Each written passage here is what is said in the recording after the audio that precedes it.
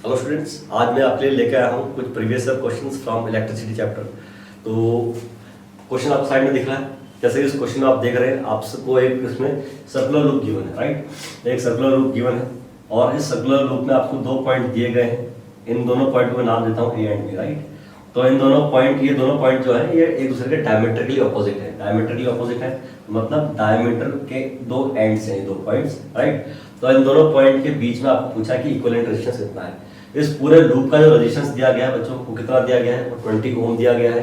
तो आप जैसे कि देख रहे हैं बाय सिमेट्री कह सकता हूँ। इस वाली वायर का जो रेजिस्टेंस है ये 10 ओम है, नीचे वाली वायर का रेजिस्टेंस कितना है, 10 ओम है। क्योंकि आपको पता है जो ये डायमीटर होता है आपका, जो सर्कल को दो इक्वल सेमी सर्कल में डिवाइड करता है आपका ये। तो अगर इस पूरी लूप का रेजिस्टेंस 20 ओम है तो सेमी सर्कल का रेजिस्टेंस आपका 10 ओम होगा, नीचे वाले सेमी सर्कल का रेजिस्टेंस 10 ओम होगा, राइट। तो 10 ओम के आपके पास एक्चुअली दो रेजिस्टेंसेस हैं और दोनों दूसरे के पैरेलल हैं बिटवीन दीज टू पॉइंट्स। तो इन दोनों पॉइंट्स के बीच में आपके पास दो रेजिस्टेंस है बच्चों, राइट। तो ये दोनों रेजिस्टेंस, ये पॉइंट आपके पास में बी है और ये पॉइंट ए है।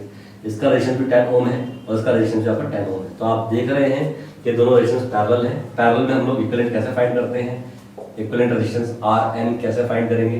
पहला वाला रेजिस्टेंस प्लस दूसरा वाला रेजिस्टेंस का रेसिप्रोकल, जो कि यहाँ पे हो जाता है 1 + 10 1/10।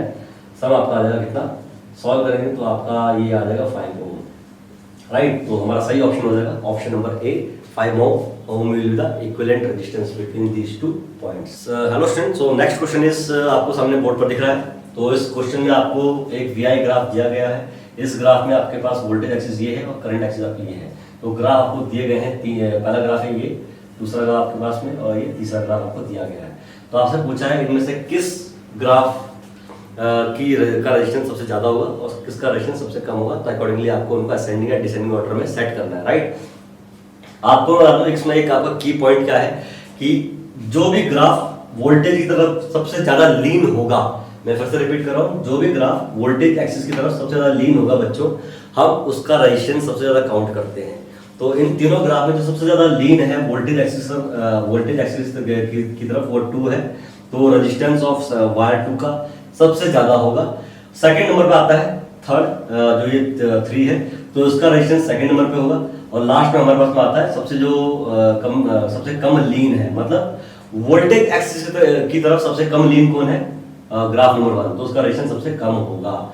तो रेजिस्टेंस ऑफ वायर 2 सबसे ज्यादा होगा, रेजिस्टेंस ऑफ वायर 3 तो उससे कम होगा, सबसे कम रेजिस्टेंस होगा वायर 1 का। तो आप इस चीज का ध्यान रखेंगे, जो ग्राफ वोल्टेज एक्सिस की तरफ सबसे ज्यादा लीन होगा, सबसे पास होगा, उसका रेजिस्टेंस आपको सबसे ज्यादा लेना है। तो आई होप कि आपको क्वेश्चन समझ में आया हो। तो मिलते हैं आपसे नेक्स्ट लेक्चर में।